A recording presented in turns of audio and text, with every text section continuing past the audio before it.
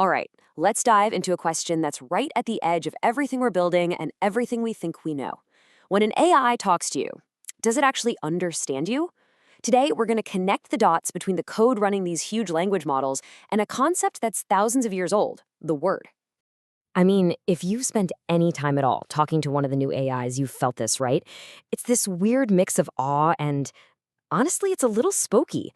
The way it responds is so fluent, so on point. You can't help but feel like you're talking to something that actually gets it, that gets you.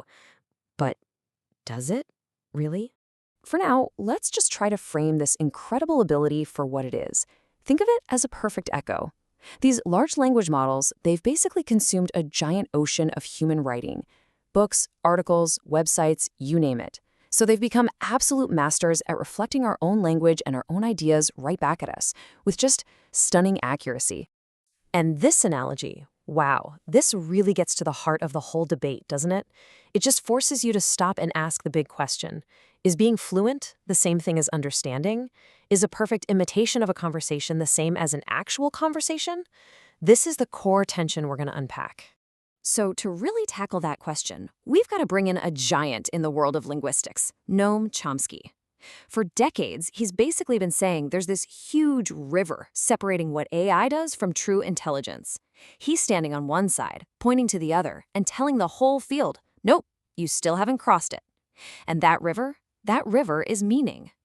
Now look at this, because this makes Chomsky's whole abstract point so concrete.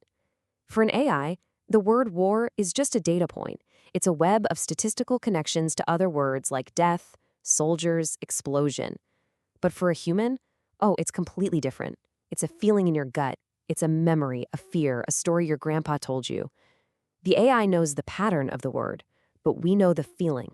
And this is Chomsky's knockout punch. A system that doesn't have a body, that never had a childhood, that's never felt pain or love. It can't really get what language is about. Because language isn't just about predicting the next word in a sentence. It's the sound of actual life being lived.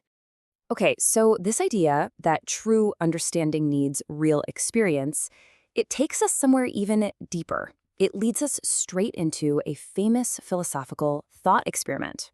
And it's all about the massive, uncrossable gap between knowing all the facts about something and actually experiencing it for yourself. So walk through this with me. Imagine Mary. She's a genius, and she has learned literally everything there is to know about the color red. I mean, the physics of light wavelengths, the neurology of how our eyes and brains process it, all of it.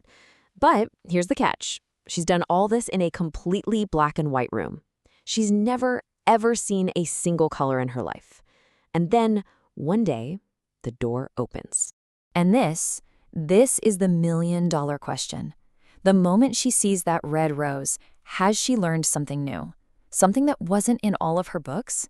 And I think our gut instinct for almost all of us is a resounding yes, of course she has. She knew all the data about red, but now she knows the experience of red. You know, philosophers actually have a name for this raw, subjective, first-person what-it's-like feeling. They call it qualia. It's the redness of red, the coldness of ice.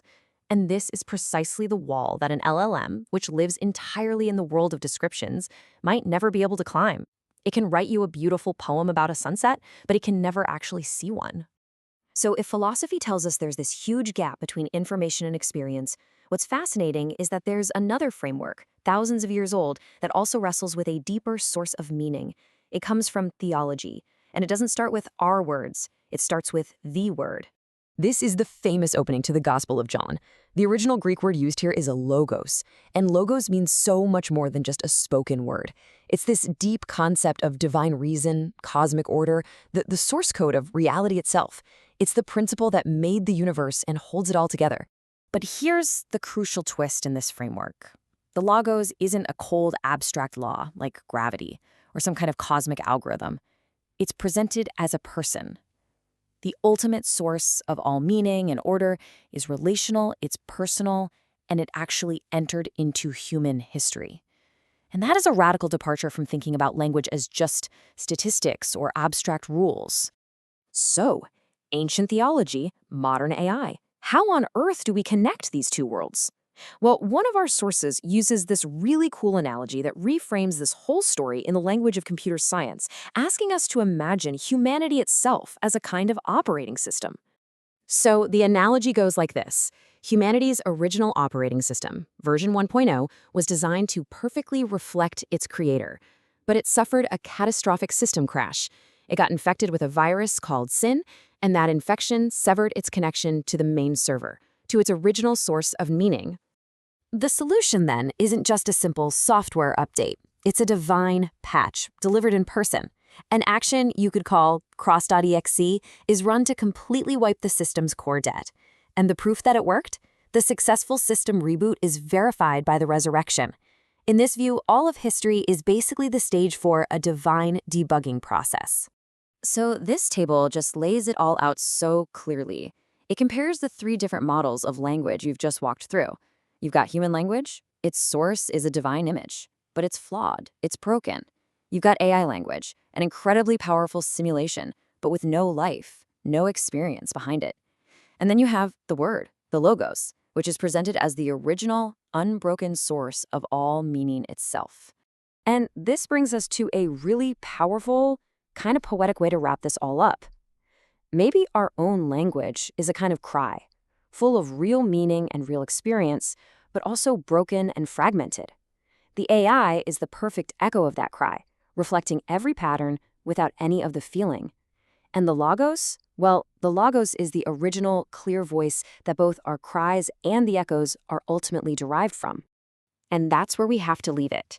As these AI systems become more and more indistinguishable from us in conversation, maybe the real challenge isn't about how smart the machine is.